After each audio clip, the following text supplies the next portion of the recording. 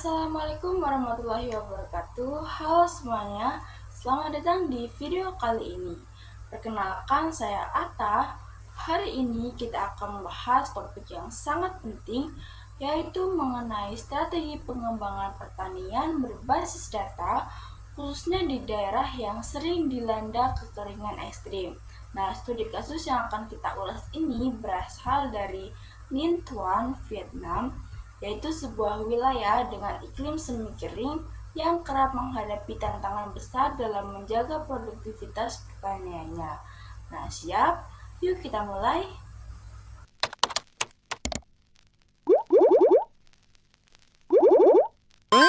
Dalam kondisi seperti ini, pemilihan strategi pertanian yang tepat sangatlah krusial. Nah, pemilihan strategi merupakan faktor penting dalam perencanaan pengembangan pertanian, khususnya di daerah yang menghadapi risiko kekeringan tinggi.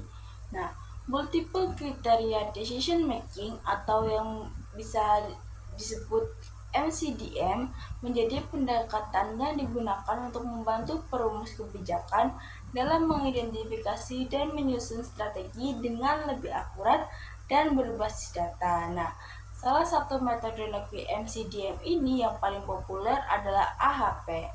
Jadi pendekatan yang digunakan dalam penelitian ini adalah kombinasi antara analisis SWOT, metode AHP, dan matriks TOWS. Nah, kombinasi ini bertujuan untuk membantu para pengambil kebijakan dalam menyusun strategi pembangunan pertanian yang tangguh menghadapi kekeringan berdasarkan data, bukan hanya sekedar asumsi belaka.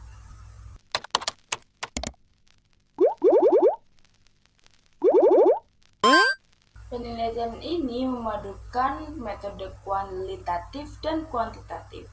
Pertama, analisis SWOT digunakan untuk mengidentifikasi faktor internal seperti strengths dan weakness, dan eksternal seperti opportunities dan threats yang mempengaruhi pertanian. Nah, kemudian hasil SWOT dipetakan dalam matriks TOWS untuk membentuk strategi yang konkret. Dan terakhir, metode AHP digunakan untuk memberikan bobot pada masing-masing faktor SWOT. Nah, agar proses pengambilan keputusan menjadi lebih sistematis dan terukur.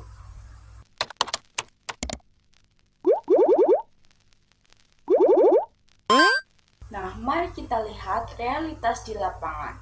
Jadi, Ninh Thuan merupakan wilayah dengan iklim semi-arid yang sering mengalami kekeringan parah dan berisiko tinggi terhadap desertifikasi. Nah, dampak dari kekeringan di wilayah ini sangat signifikan, yaitu yang pertama, luas lahan pertanian menyusut hingga 83,2%, kemudian hasil panen turun sampai 84,6%, dan kualitas produk pertanian menurun sebanyak 80,3%. Nah, angka-angka ini menunjukkan bahwa intervensi strategi yang berbasis data benar-benar dibutuhkan.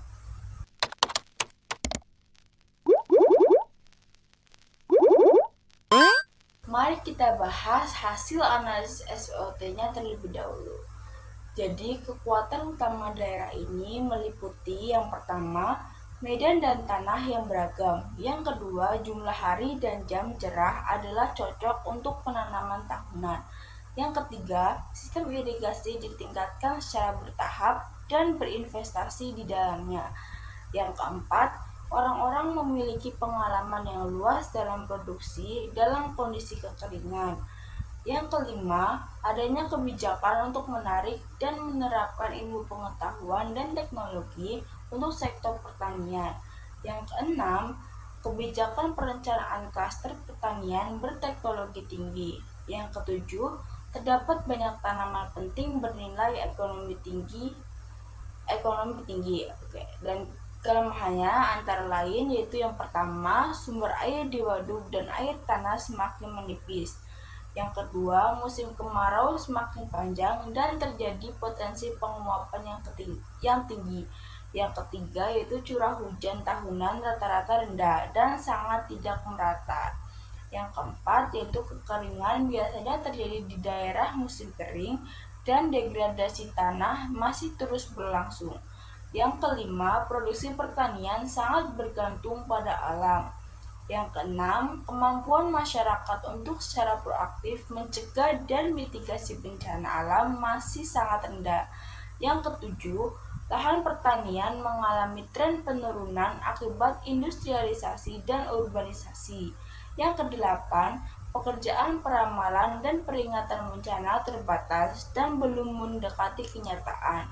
Yang kesembilan, sumber daya manusia yang memiliki keahlian di bidang manajemen bencana masih kurang. Nah, peluangnya yaitu yang pertama, kebijakan mendukung konversi tanaman pangan nasional dan kebijakan produksi pertanian di daerah yang terkena dampak kekeringan.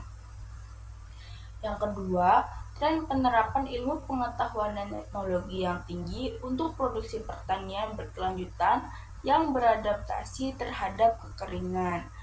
Yang ketiga, yaitu kebijakan restrukturisasi sektor pertanian dan membentuk rantai penghubung regional untuk produk-produk penting.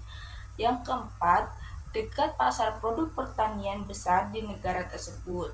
Yang kelima, kerjasama dalam dan luar negeri seperti proyek penelitian ilmiah. Yang keenam, kekhawatiran LSM terhadap bencana alam disebabkan oleh kekeringan dan perubahan iklim. Nah, sedangkan ancamannya itu meliputi yang pertama, aktivitas perubahan iklim yang sulit dinilai. Yang kedua, debit air pada musim kemarau itu cenderung menurun. Nah, yang ketiga, kekeringan dan penggurunan meningkat. Yang keempat, kebijakan pengembangan irigasi daerah tetangga. Yang kelima, tren gerakan buruh di pertanian. Yang keenam, tidak ada polis asuransi untuk pertanian.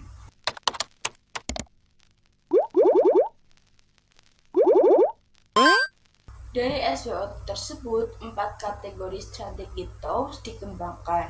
Yang pertama yaitu strategi SO atau Strength Opportunities, meliputi 1. Fokus pada investasi dalam produksi tanaman penting yang bernilai ekonomi tinggi. 2.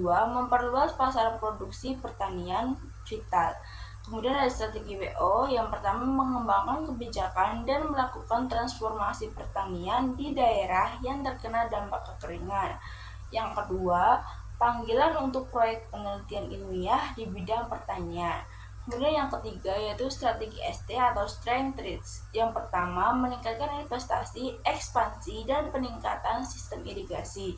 Yang kedua, mendukung perusahaan untuk berinvestasi di penerapan ilmu pengetahuan dan teknologi pada produksi pertanian. Nah, kemudian yang terakhir, strategi BT meliputi yang pertama, pengukuran waktu tanam. Kedua, pengembangan polis asuransi di produksi pertanian. Ketiga, melatih sumber daya manusia, meningkatkan investasi dalam sistem peringatan dan pemantauan bencana.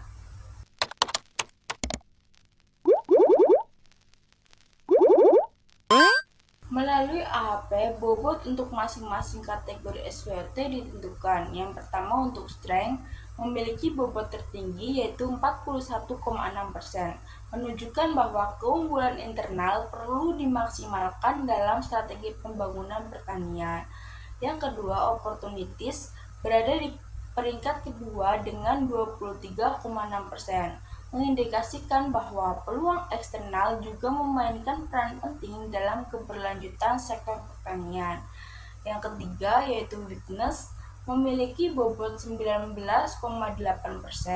menunjukkan bahwa faktor kelemahan harus diatasi untuk meningkatkan ketahanan pertanian. Yang keempat, threats, memiliki bobot rendah yaitu 15%, mengindikasikan bahwa ancaman eksternal harus dikendalikan melalui kebijakan mitigasi yang efektif. Nah, hasil tersebut menunjukkan bahwa strategi yang berfokus pada kekuatan internal dan pemanfaatan peluang eksternal adalah prioritas utama dalam pengembangan pertanian tahan kekeringan.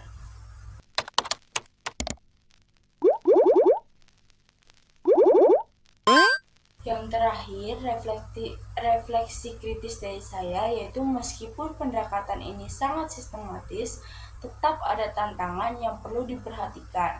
antara lain yaitu yang pertama, keakuratan data dan penilaian ahli. Model ini sangat bergantung pada kualitas data yang digunakan dan subjektivitas dari penilaian ahli. Nah, adanya bias dalam penentuan bobot SWOT dapat mempengaruhi hasil strategi yang dipilih. Kemudian yang kedua yaitu kendala implementasi di lapangan. Model ini lebih bersifat teoritis dengan sedikit penjelasan tentang bagaimana strategi tersebut dapat diimplementasikan secara konkret oleh petani dan pemerintah daerah.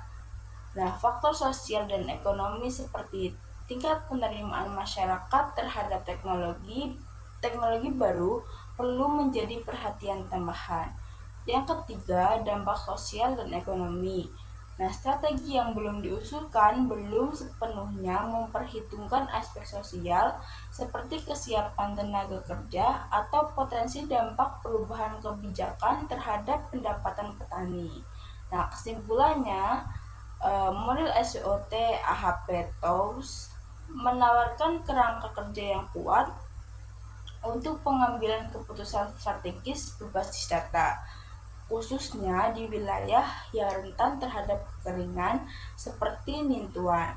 Namun, tentu saja strategi yang baik tidak hanya berhenti di atas kertas, butuh sinergi antara pemerintah, ilmuwan, dan masyarakat agar implementasinya benar-benar berdampak. Nah, itu tadi sedikit penjelasan dari saya. Terima kasih sudah menonton. Sampai jumpa di video selanjutnya. Wassalamualaikum warahmatullahi wabarakatuh.